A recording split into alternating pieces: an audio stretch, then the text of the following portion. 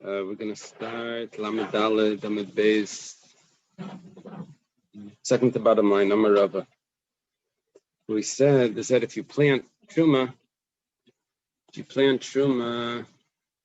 so normally when you plant something, the tumah goes off when it grows.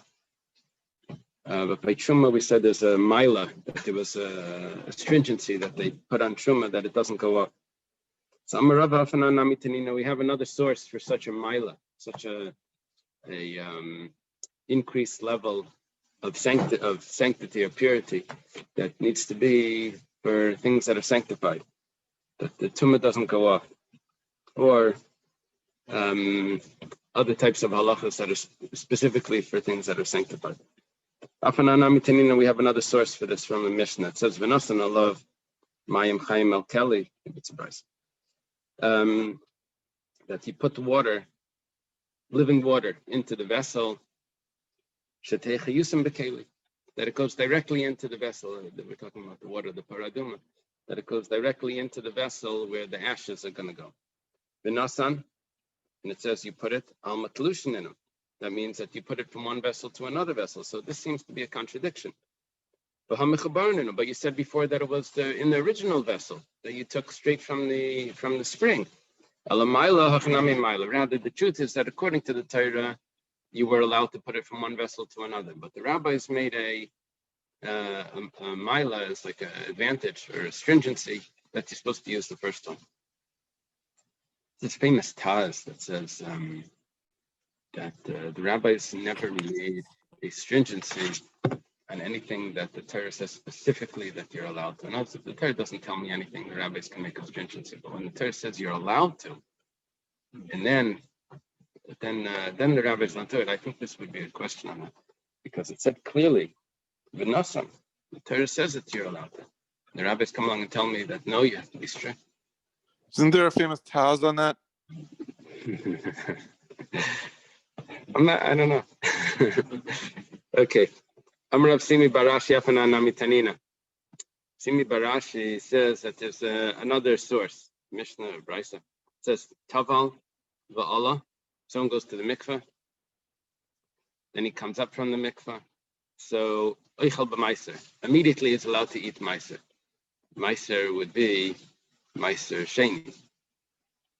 Otherwise, there's no sanctity to maiser, as we'll see later. Pair of shimshai, but once it becomes dark, then oichel b'truma, then he's allowed to eat truma. It's a kayan. He's allowed to eat truma once it's nightfall. In between going to the mikveh and at night is called a tfil yaim. Once it's nightfall, the first Mishnah in Brachos, he's allowed to eat his truma. But he still can't eat kachim. Amai, why can't he eat kachim tar? Who he went to the mikveh should be tar, and even after the nightfall he's tar. So we say elamayla hakanami mayla. There's a stringency that was added for kachim that he has to wait until he brings his sacrifice. Amar Ravashi Afanan Namitanina. We also have another source for stringencies that are said regarding things that are sanctified. It says v'habasar, talking about things that could become tamei. It says anyone that's pure can eat it. V'habasar, and the flesh. The rabbi says that if it does become tamei, so it says, the flesh becomes tamei. It says v'habasar, that it's coming to include the wood and the frankincense, that could also become tamei. The Gemara says can wood and frankincense become tamei? They're not edibles. Only edibles or vessels become tamei. Ela maila hachanami maila. But rather, what we're saying is that they've made certain things more strict, even though mikra din they're not. It's taking us back to our planting grains of truma.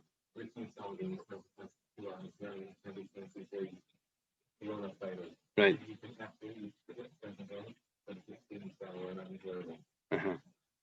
No, I saw that in the. I think I sent it. Oh, you don't have WhatsApp. You don't have WhatsApp. Oh, so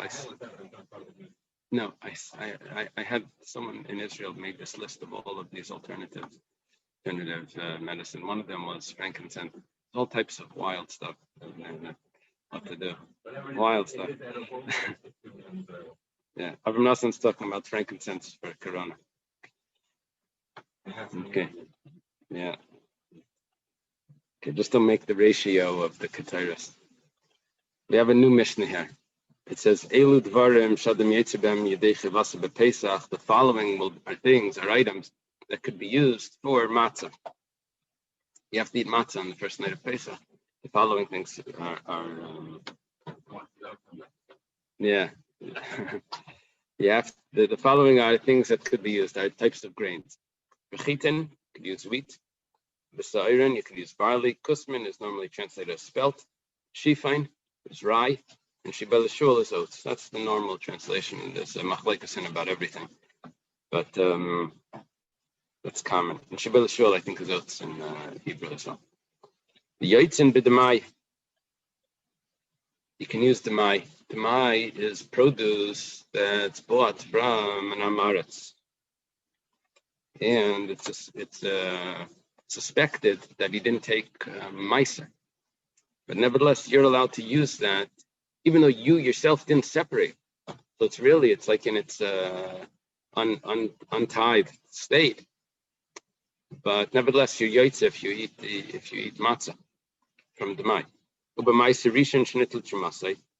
meiser rishon, that means the meiser that's given from the landowner gives it to the Levi. That Levi then has to take a tenth of a tenth. The Levi gets a tenth. He takes a tenth off a tenth and he gives it to the kohen. At that point, the Levi can use it for matzah. Not only the Levi can share it. It doesn't have a sanctity. Meiser sheni v'hektish niftu or meiser sheni. It's a second tenth that he has to separate the landowner, and he takes it to Yerushalayim, or things that he sanctified. So all of those two things that if he redeems them, he can use it for Maisa. Talking about Chutz Yerushalayim. In Yerushalayim itself, we'll see later. In Yerushalayim, it's going to be a machlekes. If in Yerushalayim, you can use Maisa Sheni. Definitely Chutz Yerushalayim, if it's redeemed, you can use it. The city of Yerushalayim, within the walls. The Kayanim can use challah, which is what's separated from the dough. They can use that for matzah. It's in the matzah bakery. They separate challah. Was that Mordechai Schmutter's book? Don't scream challah in the matzah bakery. It's something else's type. But anyway, they do actually scream challah in the matzah bakery. They because they separate the challah. They have to separate challah. So that challah officially is given to a kohen. We burn it. But the kohen himself can take that challah and use it for his matzah. Or truma. Avalei b'tevel, but he can't use tevel. Tevel is if it wasn't fixed. If you didn't take the trumas meisers. If it was given to the Levi, but the Levi didn't do his part of separating his own meiser, mina meisers, trumas meisers. Levi meiser sheni vektish shalei niftu, and if you're outside Yerushalayim, can't use meiser sheni or hektish. If you didn't redeem it, you have to, because you can't eat it. Chalis hatayda rekiki nazir. When it comes to the loaves of the Taida sacrifice, there's 40 loaves, or the loaves of the wafers that go along with the Nazir's sacrifice. Asan latzme, it depends. If he made them for himself, then you can't use them. Asan limka b'shuk, but if he made them because he has a stand outside the temple where he sells people their chalas and all of that, then then that could be used for matzah. We'll see in the Gemara. Actually tells us. The Gemara says like this: Tana, we're starting a brayso. Kusmin min chitin. Spelt is a type of wheat. In other words, we're talking about genus, the families, the grain families. Under the grain family of wheat is spelt. Shibaylas shul v'shifan is min sa'irin. Oats and rye is a type of barley. Kusmin, the Gemara tells us, is gulba. I'm not familiar. Rashi gives me some words that I'm not familiar with either. I'll just translate as spell. Rashi says ispilta in Old French or something. Shifain, which is rye, is dishra. Okay. Rashi tells me it's shiklam. in Old French. Shibay l'shul is shivile tala. Shivile tala sounds like it's a foxtail. Tala is a fox. So it's probably the stalk looked like a foxtail of oats. Okay, the Gemara says, whatever the case is, hani in oiris v'daychan lai. You can use these grains, but you can't use rice and millet. Rice and millet you can't use for matzah. You can get gluten-free. Probably oats. I suppose oats gluten-free. I think so. But you can't. But you can't use rice. You can't use rice or millet. But we don't really know if rice is daichen or rice is iris. Right? We assume that it's iris because it sounds like it. Rice, iris. Okay. Minani Mili, how do you know this? I'm Reb Shimon ben Lakish. Reb Shimon ben Lakish says, "V'chein Tana debei Rabbi Yishmael was also taught in the yeshiva of Rabbi Yishmael. V'chein Tana debei Rabbi Elazar ben Yaakov was also taught in the yeshiva of Rabbi Elazar ben Yaakov."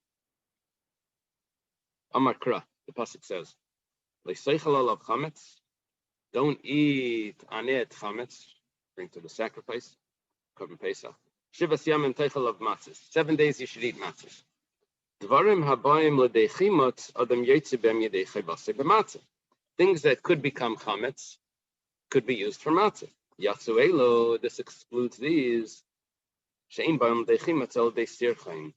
They don't become chametz; they just become sour. Now, you know the 49 malachos book. There's 4 volumes.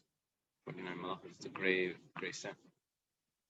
So after that, he put out a book on Pesach.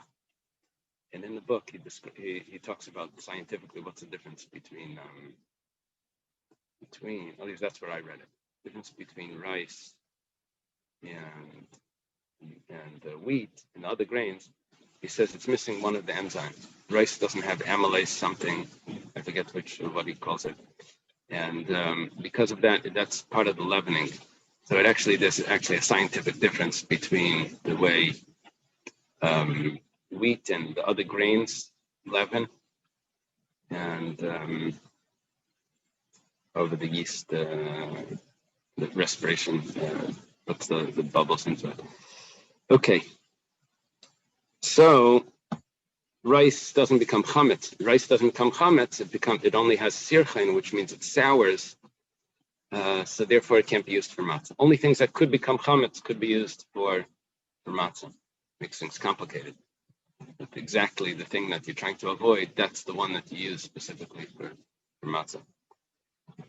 Not in a way of chametz. Masnisin like Rabbi Yochanan ben Nuri. Our Mishnah doesn't fit with Rabbi Yochanan ben Nuri. You'll have this quoted. Anywhere where we mention rice, we always quote Rabbi Yochanan ben Nuri's opinion. Because Damar, he says, Iris min daganhu. He says rice is the type of grain. And Yechayev on rice leavening, Yechayev, you eat it, Yechayev kares in Pesach. The Tanya was taught in a brayso, Rabbi Yochanan ben Nuri, Eiser ba'iris v'daichen. Rabbi Yochanan ben Nuri, he forbids iris and daichen on Pesach. That's how Rashi learns. He says, don't say it's talking about menachos. There's a whole story over here about that. Talking about Yochanan ben Nuri says, Oiros and Daichen, rice and millet are also on Pesach, because it's close to becoming chametz. Didn't sound like that before. Sound like it really becomes chametz, but let's see in a moment. Ibaylo, they had a question. When he says shekarev lahachmetz, when it's close to becoming chametz, there's 2 ways of reading that. It's a ambiguous phrase. Close to becoming chametz. The kademu machmetz. Does that mean that it's close, near to becoming chametz? That means that chametz happens very quickly. It's close to becoming chametz. It happens quickly.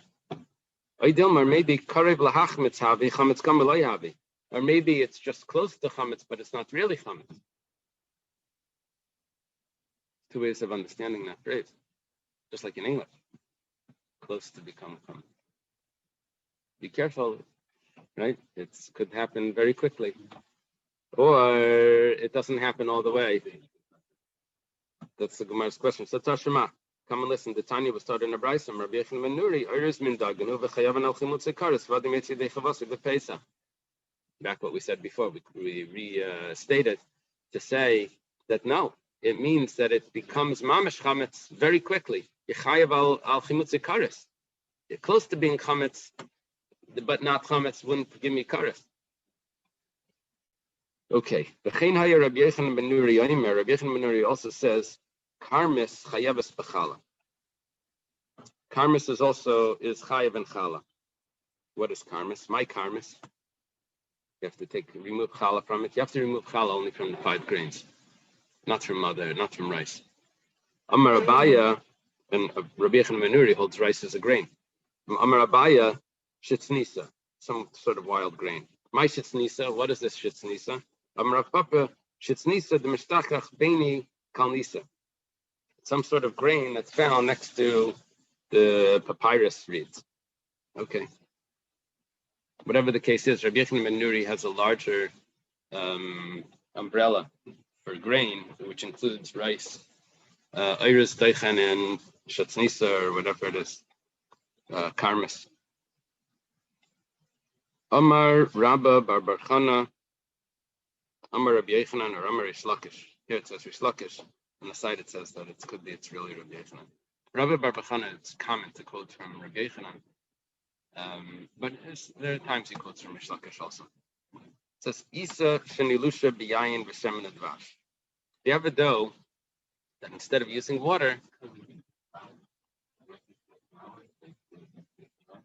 it could be. I got the.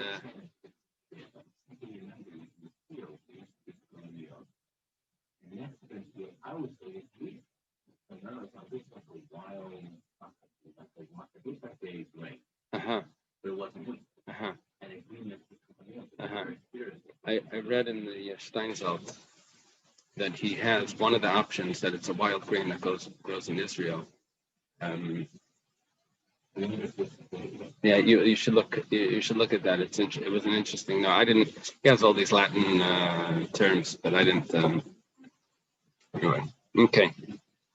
So if you use isa dough that's kneaded with wine, oil, or honey, no water. You're not chayav kares on the chametz that comes from this, probably because it doesn't become chametz. There's no water. Really? Oh, okay. Oh, and the starter. That's right.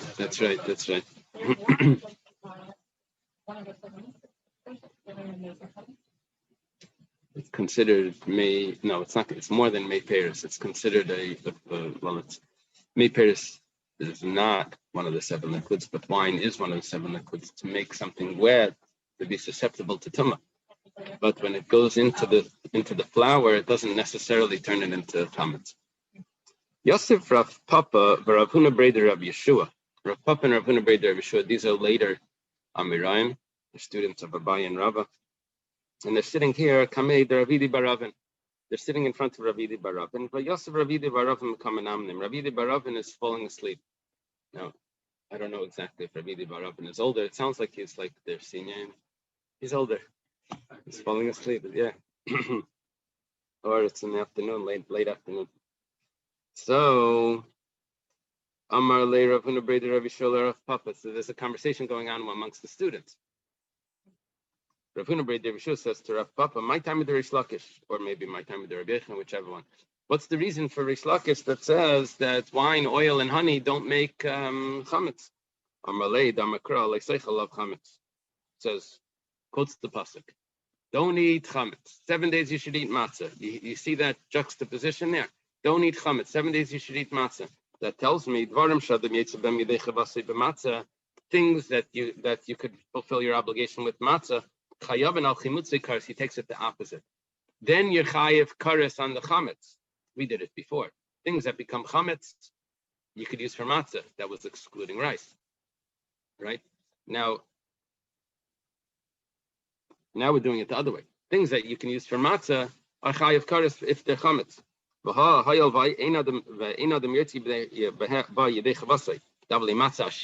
That that's considered rich matzah because it has the oil and the wine and the honey in it. Matzah needs to be lechem oini or lechem ani. It needs to be a poor man's bread that's just flour and water. You're not yaitze if you use rich matzah, egg matzah, with these other ingredients. The havali matzah shira. So ein chayav al chimutz kares, but you're also not chayav kares on chametz. Okay, that's the reason that Rav Papa gives to Rav Huna Breder Rav Yeshua. Esfer Rav Huna Breder Rav Shula Rav Papa. So Rav Huna Breder Rav Yeshua says back then. It says, Imcho v'gamul. If you dissolve it and you swallow it down, probably put it in the blender with some water or something, and you swallow the matzah down. Im chametzu anush kares. The matzah ein adam yetzi dechavasa b'pesach. So you swallow it without really eating it. It's just like you swallow a huge portion of it. So if it's matzah, you don't fulfill your obligation. However, if it's chametz, that's a violation. That's a violation of chametz. What we're saying now is a contradiction to what Rav Papa said to Rav Huna Breder Rav Yeshua. He said that when you chayiv for chametz, only if that was an acceptable matzah. If it was an acceptable matzah, then you chayiv kares on eating it as chametz. And since the rich matzah, which has wine, oil, and honey, is not acceptable for matzah, so it's also not chayiv kares on it for chametz. The problem is, Rav Huna Breder Rav Yeshua asks Rav Papa, 1 second. I'll show you that there's a type of chametz that's chayiv, and you're not yaitze matzah. And that's when you dissolve it and you put it into like a shake or something, or to a ball that you just swallow. So then you're not yaitze matzah, but you chayiv kares for chametz. It's a kasha.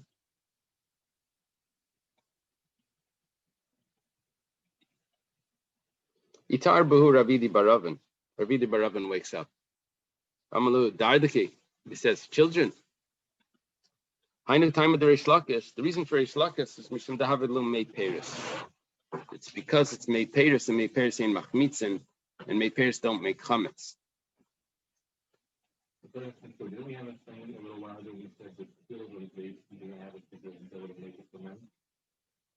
Yeah, we spoke about that. That if you add other things. Oh, yeah.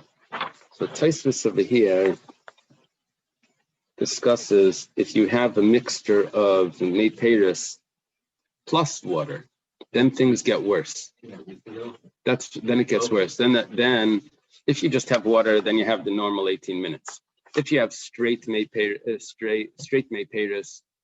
then it doesn't become chametz. But if you have a mixture, then it gets worse. The combination is worse. It becomes chametz like immediately. Tisarif miyad.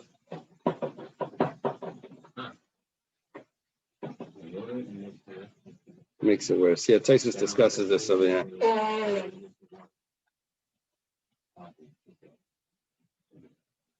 Yeah, I don't think there is. I don't think there is egg matzah that's kosher for Pesach. I don't know. If there is, it creates that extra problem. What is it?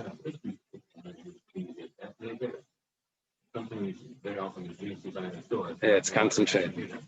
Yeah, they had the story with Shmuel Salant, was the Rav in Yerushalayim. So someone comes to him with a shaila that some milk had fallen into the cholent or something. So he says, wait a minute. He calls in the milkman. He says, tell me the truth. I won't tell anyone. How much water do you add to the milk? You have to figure out the measurement to see the ratio, if it's 1:60. Okay. Sometimes it contains natural juice. There's 1% natural. The rest is water with the flavorings. Okay. Yaitzin b'damaya b'maiser chulum. What did he tell him? What's Ravidi Baravin telling him? Mishum Dahavalum made Paris. saying that it's not a din in matzah ashira. He thought that it has to do with matzah ashira. You yaitze matzah. If you're not yaitze matzah like that, in that form, so then it doesn't become chametz. And he said, and then based on that, there's a question. 1 second, you're not yaitze matzah if you dissolve it also and you swallow it. You didn't have the benefit of the pleasure of eating. It doesn't have to do with if you're yaitze matzah. It has to do with if it actually becomes chametz. And since May Peiros don't become chametz, that's why there's no kares on. Doesn't become chametz. Ein chayav al chametz kares. Okay. Yaitze b'demaya b'maiser. We're on top of Lamed Hey. It says that you could be yaitze matzah if the grain was demai. That means produce that you got from an amaretz that's not trusted to tithe. Or if it's meiser, you can use meiser as well. Meiser means meiser rishon, that the truma was taken. That means it belonged to the Levi. The Gemara asks, the mai, what are you saying? You could use the mai. Holy chazila, you can't eat the mai. You have to separate the tithe. You don't know what he did. You don't know if the amaret separated the meiser from it. You have to do it yourself. That's the rule of the mai. The Gemara says no. There are leniencies on the mai. One of the leniencies is that the mai you can feed to a poor person to make tzedakah easier. It says you're allowed to. So since there would be a way for you to eat this beheter, that means if a person would say, right now I'm poor because I've just given all my, I've made hefker, everything in my bank accounts and all my properties are hefker, so now I'm a poor person, and now I can eat it, and then I'll go back and I'll take it back. But technically, he has a way of getting this loophole. So hashtanami chazile, so therefore you can use it now for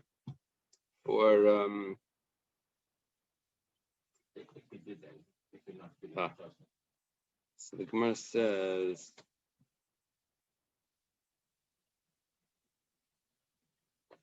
I'm not sure if he actually has to do that. I think because he can. I think it's because he can do it. Yeah, no, there's interesting Rashi on the top. Rashi gives us two reasons why Demai shouldn't work. One is because at the bottom of the page, the Gemara is going to tell us that matzah can only be something that only would have had one prohibition on it, chametz. And you turned it into matzah, you could use it. But anything that has a second prohibition on it doesn't work. So you can only have one potential prohibition, which is chametz. And that, therefore, demai has a prohibition on it. So you can't use it for matzah. The other one is that it's a mitzvah ba'avera. There's two options Rashi gives us. So now the Gemara answers that one, hashtanami chazile, because you see that it's really only a chumrah midirabanan. Really, an amaretz probably took the meiser. We just suspect that maybe he didn't take the meiser, right? So that's what we see from the fact that you can feed it to an ani. The Tanan, as it started in the Mishnah, in the third parak of Demai, machila nasaniyim Demai v'sachsani Demai. You could feed the poor person Demai, and you could also feed the soldiers Demai, which is also a type of achmas sarchem, Jewish soldiers that you would feed them. So you could feed them Demai. Rav Huna says, Tana was taught in the Brisa, B'shami Yemrim, Ein machil nasaniyim Demai v'sachsani Demai. But we still machilim. You have a Brisa that they still says that you're allowed to feed them Demai, which tells me that really it's only a chumrah midarabanan, and that's why you can use it for matzah. Meiser rishon shnitl trumasa.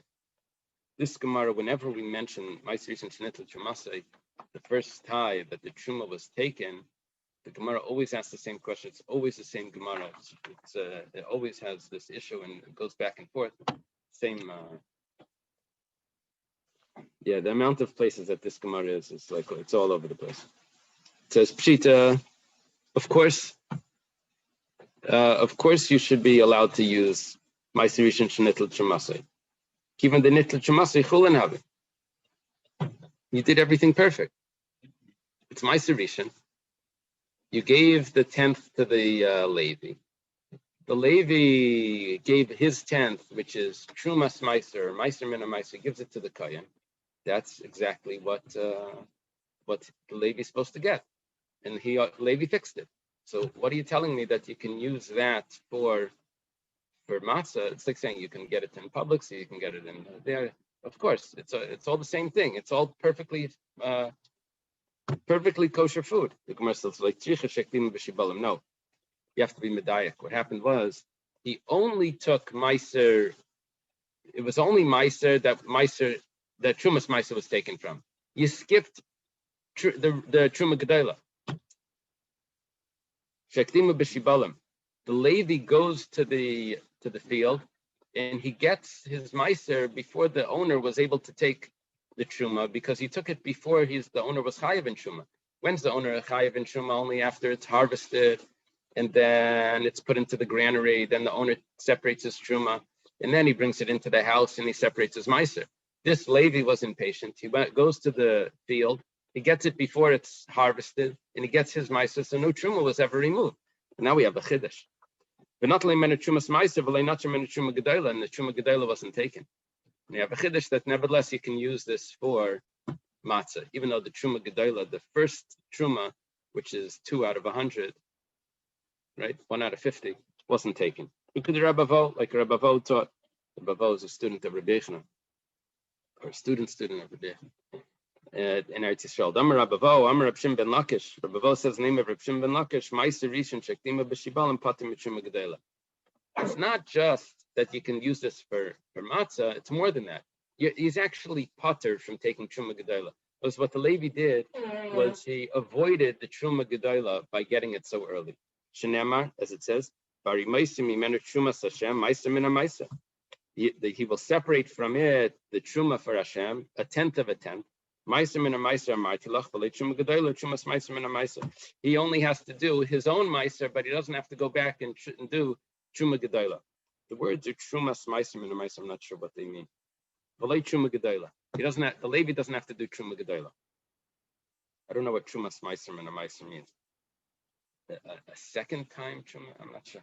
Okay, whatever the case is, he's totally exempt from that first truma, and that's what we're saying is that you can use this for matzah, because even though no truma was taken, because he did it in a way that he avoided the obligation. Amalei Rav Papa Abaya. Avoiding the obligation is because the pasuk says that the Levi only has to remove one thing, meiser min meiser, his trumas meiser. He only has to remove 1/10 off his 10th, and that's it. So he doesn't have to go back and do any other of the previous obligations. Rav Papa says to Abaya, Rav Papa is a student of Abaya, he says, if that's the case, even if the Levi shows up at the granary and he takes it before the owner had the chance to separate, not only b'shibalim, not only when it's in its stalks, but even if it's already chayiv in truma, but he shows up right away and he says, okay, I'm ready here, hand me the meiser. So he should also be pater. Amalei, so Rav Papa responds to Abaya, Alecha Markra, regarding your question. The pasuk says, "Mikol mat nisechem trimas kol trumas Hashem." No, it says from all your gifts you have to separate truma. It says 1 second. Amari Isa. So what makes you say that if the Levi shows up in the granary after it's harvested over there, he has to separate? If he shows up in the stocks, he doesn't have to separate. What made this distinction? Maybe it's the opposite. Maybe if he shows up over there, he has to separate truma, and over there, if he shows up by the granary, he doesn't have to. It says, well, high itken v'high lay itken. This is already considered grain. That's not considered grain. And when it says that you separate the truma of the grain, this is considered grain because it's already harvested and put into the granary. It already has an obligation of truma.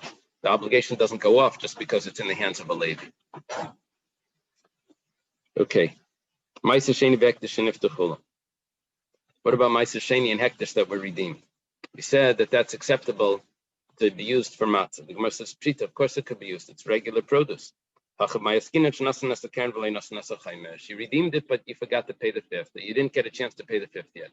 But it comes to teach us, it's already regular produce, even though you still have a bill, but that bill doesn't affect the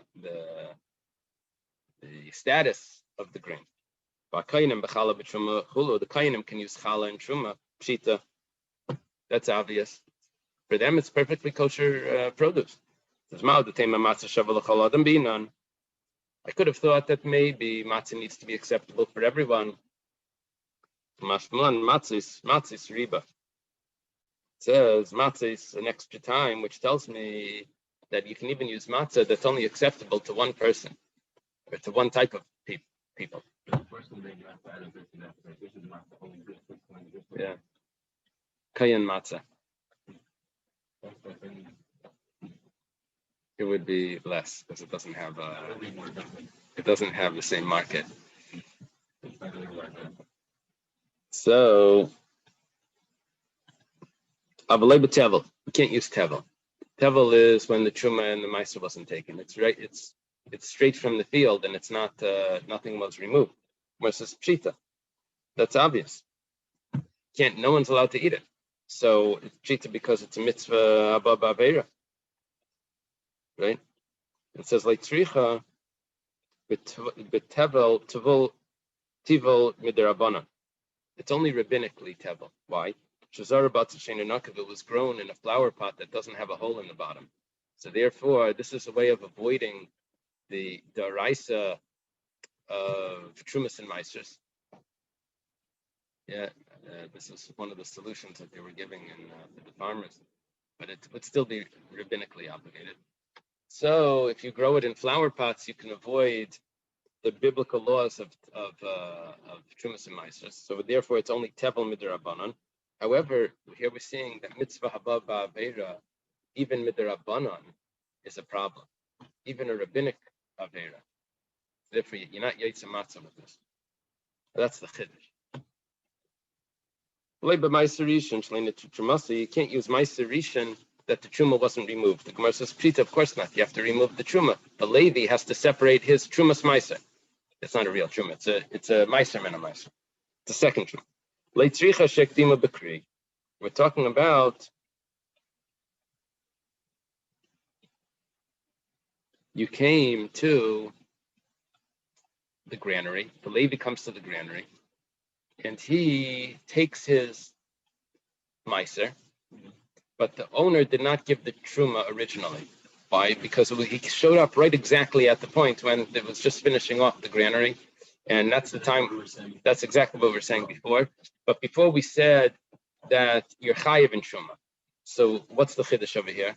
The chiddush here is maybe you could say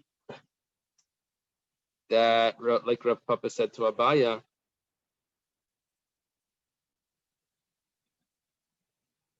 that ikdimu b'kri, you should be pater kamash malan kedeshani lay.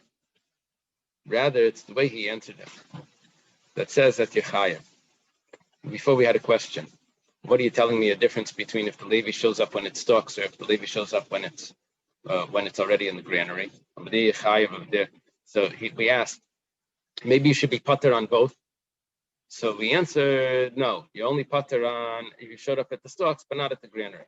So the Gemara here is saying that it's meiser rishon that the truma wasn't removed. What truma wasn't removed? Not the trumas meiser. The trumas meiser was removed. We're talking about that the truma gedayla wasn't removed. And maybe you could say that you're still exempt because the Levi, once it's in the hands of the Levi, he doesn't have to remove it. Kamash Malan, that he's only exempt if it's in the hands of the Levi because the Levi showed up at the stalks, at the field. But if he shows up at the granary, he's still chayav, and that's the chiddush over here. That like the answer that was given by Abaya or by Rav Papa. Okay.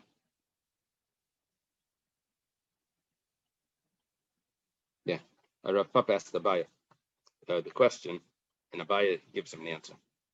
Kamash Malan, the chiddush is kedeshani lay, that over there you're going to be chayav in truma gedayla because the Levi showed up too late. It was already an obligation on the grain, and it has to be removed.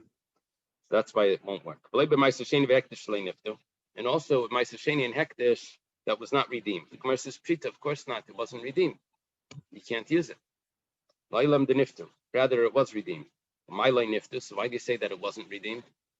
says Shleiniftu Kil Chasan, it was redeemed, but it wasn't redeemed properly. And therefore you can't use it. Ma'aser Sheni Sheniftu Al Gaba Simain. A siman is a blank. There's a coin that doesn't have a face. And so the Ma'aser Sheni was redeemed with a coin that doesn't have wasn't minted. The Rachman number B'tzarta HaKesef, that you will put the money together, you'll wrap it together. Davar sheyesh leitzura. It needs to be a coin that has a face on it. No credit cards. No blank tokens.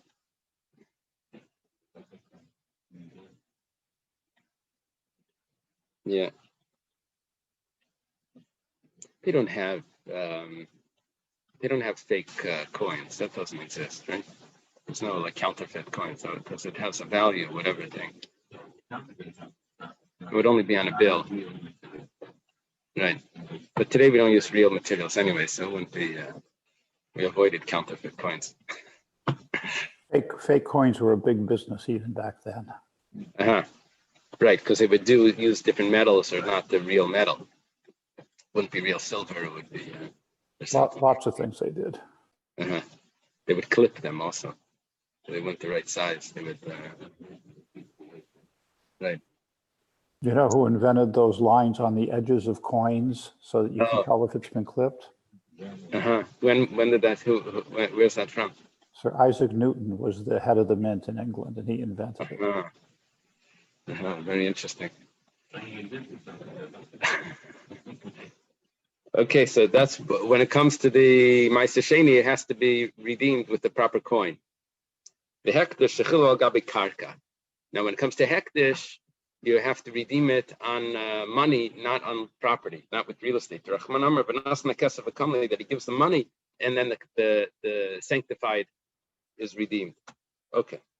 Tanu Rabbanan, start in a brisa. Yachal yotzi adam yidei chavasa b'tevel shleina sakin. Maybe you could be yaitza matzah with tevel that wasn't fixed. Gemara says, "Kol tevel nami haleina sakin." Tevel is never fixed. Tevel means that you didn't take your the tithes or the trumas. Ela b'tevel shleiniskan kol tzarkei. We're talking about that it wasn't entirely fixed. Maybe this should work, which means shenat l'menu truma gedola, le'nat l'menu trumas ma'aser. You took the first truma, but you didn't take the second truma. Ma'aser rishon v'lei ma'aser sheni. You took the first ma'aser, but you didn't do the second ma'aser. V'afilu ma'aser ani minayin. And you didn't even do the ma'aser ani. Not you didn't even do, or even if you didn't do ma'aser ani. Now we're talking about ma'aser ani comes every third year, so it's usually ma'aser rishon, which is given to the Levi. Ma'aser Sheni, which is brought to Yerushalayim. That's year 1 and 2 of the Shemitah. Year 3 of the Shemitah, instead of the Ma'aser Sheni, which is brought to Yerushalayim, you give Ma'aser Ani, give to the poor. The poor usually they get all these other things. They get the leket, the shikla, and the peya, and all of the things at the field, all the things that are left there for them. But a designated Ma'aser was given only in the 3rd year and in the 6th year. So, but there's no sanctity to the Ma'aser Ani. Ma'aser Rishon really doesn't have a sanctity either. But once the truma is taken, then it's fine. Then it really doesn't have a sanctity. Ma'aser Sheni has a sanctity, and Ma'aser Ani doesn't have any sanctity. Minayin, how do you know that you can't use this for matzah if these things weren't removed? They weren't fixed entirely. Talmud Laimar Laiseichel Olav Chametz. Don't eat chametz by the Korban Pesach. Mishis or mishum bal teichel chametz. And then the pasuk continues. Shivas yam teichel matzah. 7 days eat matzah. So now we have that juxtaposition. Chametz, the matzah. Anything that would have been prohibited because it's chametz is acceptable to be matzah. Yatzazeh sheni sur mishum bal teichel chametz. Ela mishum bal teichel tevel. Here the prohibition is not because of chametz. It's because it's tevel. Now, the way I explained it before was that it has 2 prohibitions. Right here, let's view it just that it has 1 prohibition. There's a prohibition of tevel. Why? The Gemara asks, but where did the Isser Chametz go? It has both. It says, no. Amar Rav Sheishes, Hamani Rav Shimoni. Reb Shesha says this is the opinion of Reb Shimon. The Amar ein iser chalal iser. It says because it was tevel before it became chametz, so the prohibition of chametz never goes on it because it's already prohibited. You can't stack new prohibitions on an old prohibition once it hasn't. So, but the prohibition, it becomes chametz, but the prohibition of chametz isn't on it. Only something that could be right. Oh, so then it will become chametz. But at this point, when it has the prohibition of tevel, it can't have the prohibition of chametz. This according to Reb Shimon. The Tanya was taught in a brayso. Reb Shimon Aimer. It was a big sugya in Chulin. In Chulin, we learned that there is something called the Isser Kailel or Isser Maisif, that if the Isser is a bigger umbrella, it contains other things, and it will fall, then because it contains other things, then this will also become prohibited. Or if this Isser is stricter, for example, if this is Isser Karis, and that wasn't an Isser Karis, so then the new prohibition will go on it. Isser Maisif, if there were a whole bunch of categories where this rule doesn't apply. But what does he say? Reb Shimon Aimer, we're on top of Lamed Vav. Ha'ichel nevela b'yem kippur and pater. Someone eats nevela on Yom Kippur, he's exempt. Nevela is a dead carcass. It wasn't shechted. So it's like treifa meat. So he eats McDonald's meat, right? It's beef, but and he eats it on Yom Kippur. So he's exempt from the kares of Yom Kippur. Why? Because it was already nevela. There's a little bit of an issue here because Rashi points this out. Rashi says, let's say it became a nevela on Yom Kippur.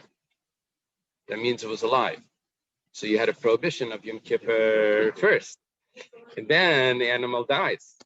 So really, it should be Yom Kippur. The Isser nevela shouldn't come on it. What are you telling me? So Rashi.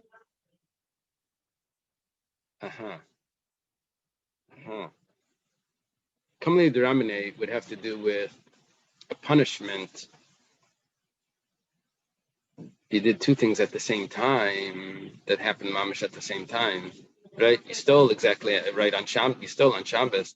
You only get the death penalty. You don't have to do the repayment or something if the stealing came together. You only get the severe punishment. Here we're talking about where the prohibition came first. The second one can't take effect on it. It's already totally prohibited. So, when the police pull a person over for speeding, and they give him because his things are broken, his headlights or something, and his seatbelt and his license is expired and all of this. They don't have it in a sechalis, they stack it all on. So according to the Gemara, it would have been 1 second. What came first? The headlights were broken first, right? Your seatbelt came later. Now you're driving too fast, so you only get the first ticket. So Rashi says that the prohibition of eating nevela preceded the prohibition of Yom Kippur, even if it became nevela on Yom Kippur. Why? Because the prohibition of nevela is an extension of Eiver Min HaChai. While it was alive, you couldn't eat it because of Eiver Min HaChai was already asur.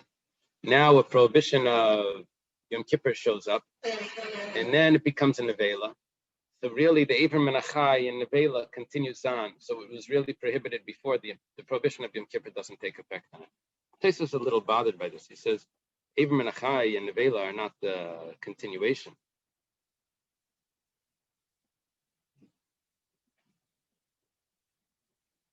Eiver Min HaChai drops off. Yom Kippur and nevela will fall on it together. So Tosfos says that there's a prohibition called Eina Zavuach. Look, the Isser Nevela is that it wasn't shechted. It wasn't shechted before Yom Kippur. It wasn't shechted on Yom Kippur. That same prohibition. Forget about Eiver Min HaChai. It wasn't shechted. So it wasn't shechted before. It wasn't shechted after. So that's Reb Shimon's opinion that it won't be. Won't have a prohibition of Yom Kippur. Ravina has another pshat, and this is similar to the pshat we said before. We said, or exactly, Afilu Tema Rabbanon, you don't have to say that it's specifically Reb Shimon's opinion over here that says that there's no Isser Chametz here because it had a different Isser of Tevel. Mish Isser Mishim Bal Teichel Chametz Bilvad. Yatz Zeh Shein Isser Mishim Bal Teichel Chametz Bilvad. Ala Af Mishim Bal Teichel Tevel.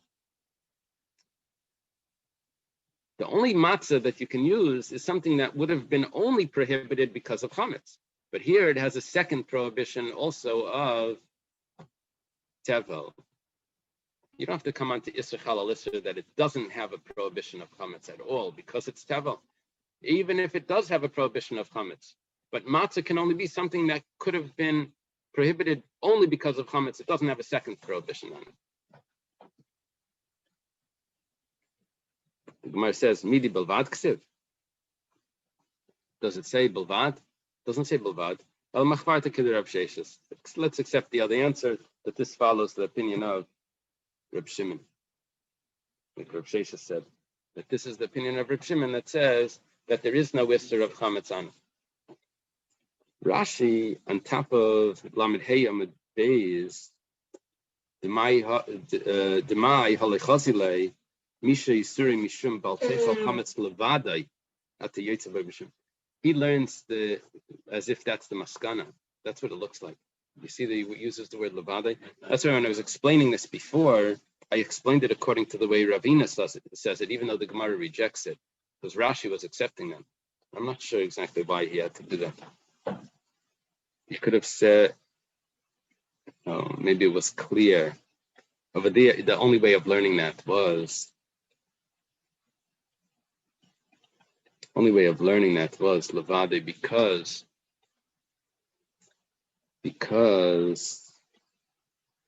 no one would have said that it won't become chametz because it's possibly demai, because that demai is only a derabbanan, and this is a nissa deraisa. So this is deraisa for sure would have been chal on it. Mitzad isser chal al isser, that's what would have happened. It's only levade. That's why Rashi said that.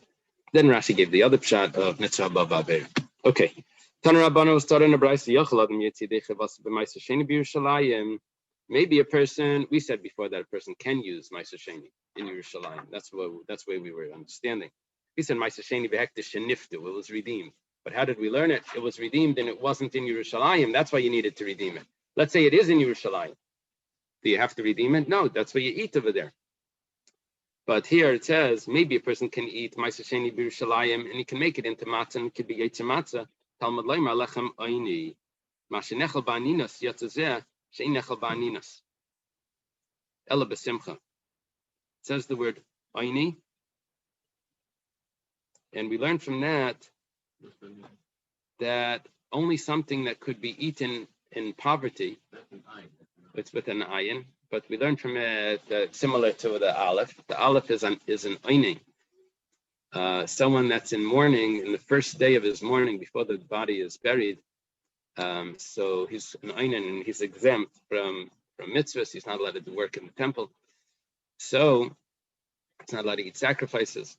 So it says that lechem oini, matzah, needs to be potentially eaten as an oinin. And since ma'aser sheni cannot be eaten as an oinin, so therefore ma'aser sheni can't be used for matzah.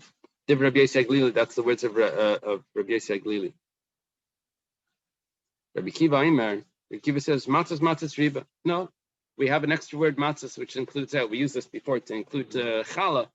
You could use this also to include matzah that's used for that matzah ma'aser sheni, which even though it can't be eaten ba'aninas, but it could still be used. Imkein matam alayim lechem oini. So why does it say lechem oini? Well, he says prat le'isa shenilusha b'yayin v'shem dvash. That's coming to exclude if it's a rich man's bread. So it says my time the Rabbi Akiva. So 1 second.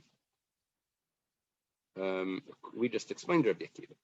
Rabbi Akiva says matzah shriva. So why does it say oini? No, we're asking why doesn't he learn like Rabbi Yossi Aglili? We get how he learns. That oini tells me it can't be matzah shira, can't be mixed with juices. Why doesn't he say that Aini means that it can't be eaten by Aninas? That if it can't be eaten by Aninas, then it's no good. It has to be able to be eaten by Aninas, like Rabbi Yossi Aglili says. Miksiv lechem Aini, Aniksiv. He says it doesn't say lechem Aini, it says lechem Ani. Now the truth is it says Ani, but it's read Aini. Right? It's written without a vav. So he says, he's saying to Rabbi Yossi Aglili, saying, I don't learn like you because it's missing a vav. You say lechem aini, which which means to you, aini means aninas, an ainain. And I say it says ani. I look at the not the pronunciation. I look at the letters, the text, and if I ignore the vowels, it says ani, which means a poor man's bread, not ainain. Rabbi Yossi Aglili, mi karina ani. Rabbi Yossi Aglili says, do you read it? Do you read it ani? You read it aini. Aini karina bay. You read it as aini. So basically, Rabbi Yossi Aglili looks at the vowels. He looks at the way it's read, and Rabbi Akiva looks at the way that it's written. Rabbi Akiva, Haide Karinan Bay Aini. What does Rabbi Akiva do with Aini? The fact that it's read like that, Kiddush Shmuel. He learns it the way what Shmuel says. This we're going to have later on when we discuss the Seder in the last parak. We learned the last parak together, right? You have to share it when we learned in the Kollel. Pesachim. We learned Avri Pesachim. Yeah.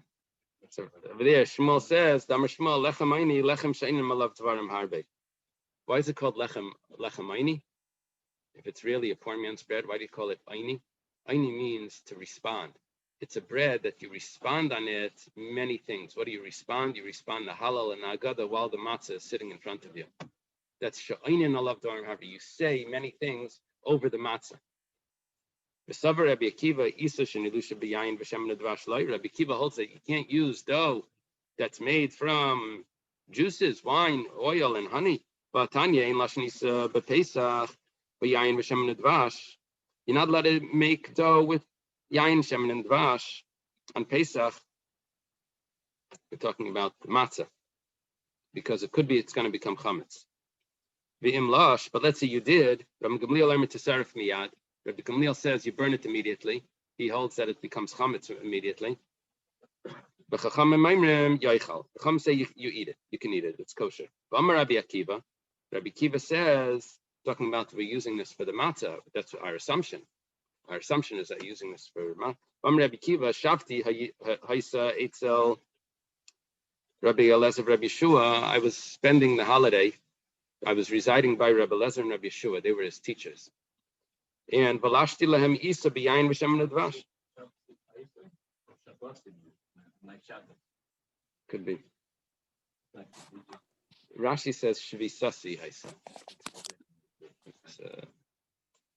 So I was residing by Rabbi Elazar and Rabbi Yeshua, and I made for them a dough from wine, oil, and honey. They didn't say anything.